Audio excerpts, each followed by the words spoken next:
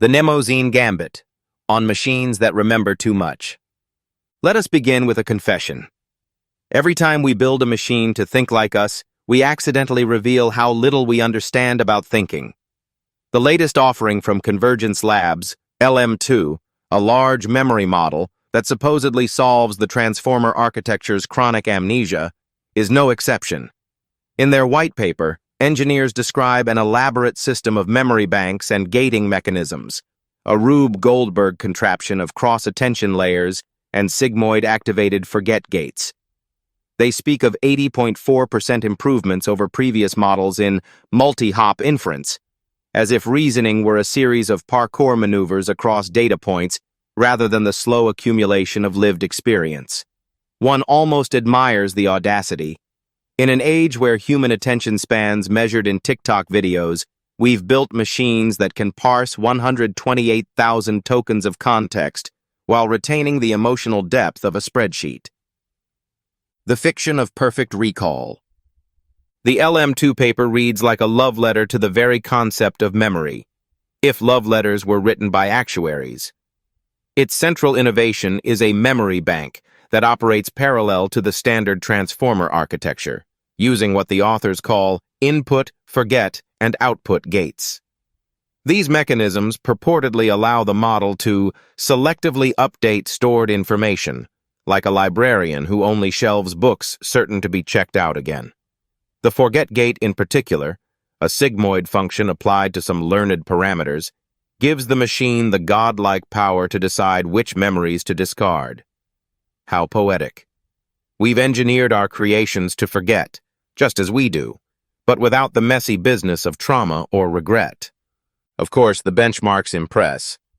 On the Babylon dataset, a torture test of needle-in-haystack questions buried in up to 128K tokens of text, LM2 achieves 92.5% accuracy at zero context length, outperforming baseline models by margins that would make Wall Street quants blush. When the context grows to 8K tokens, it still manages 78.3%, leaving previous state-of-the-art systems choking on its vectorized dust.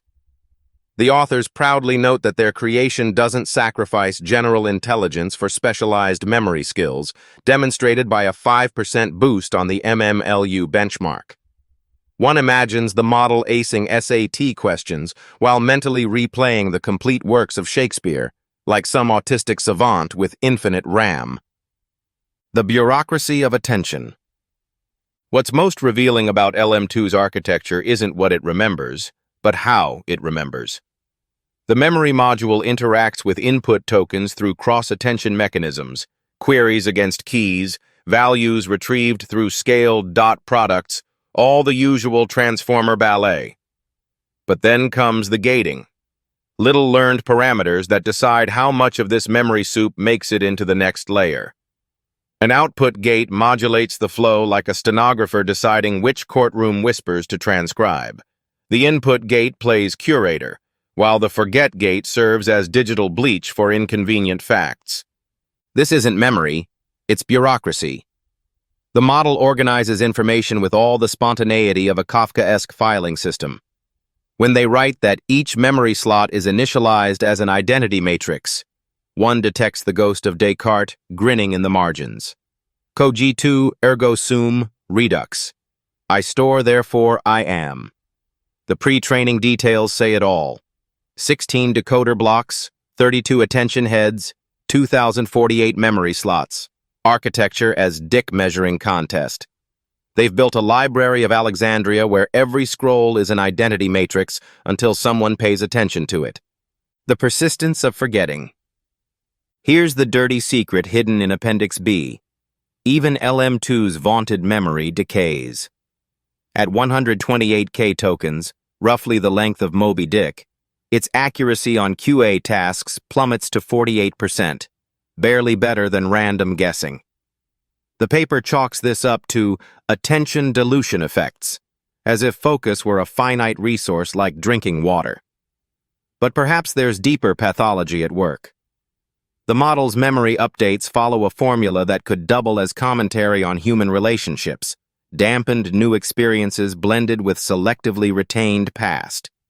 The authors boast that LM2 maintains temporal consistency through causal masking, which sounds suspiciously like saying the model gaslights itself in an orderly fashion.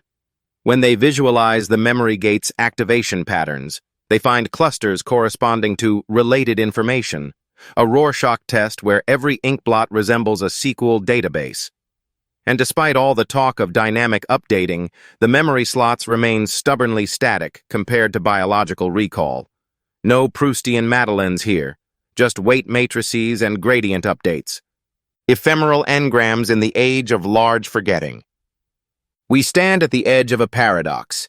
LM2's engineers have gone to war against the Transformer's goldfish brain, armoring it with memory slots and control gates, all to create a machine that can answer questions about the Great Gatsby without forgetting the protagonist's name by Chapter 3.